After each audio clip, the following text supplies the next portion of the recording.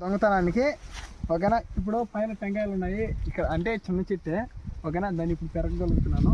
ఒకసారి చూడండి ఎలా పెరుగుతామో, ఎలా దొంగతనం చేస్తున్నాము.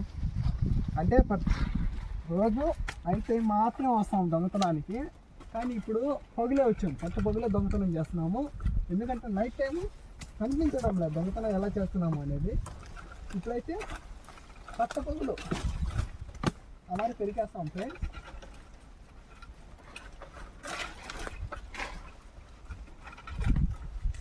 చూడండి ఫ్రెండ్స్, ఈ టైప్లో టెంకాయలు పెరుక్కోవచ్చు చెట్లెక్కి. ఒకవేళ కాలు వచ్చాయో జారి కింద పడితే చచ్చిపోతాం ఫ్రెండ్స్, అది చూసుకోవాలి.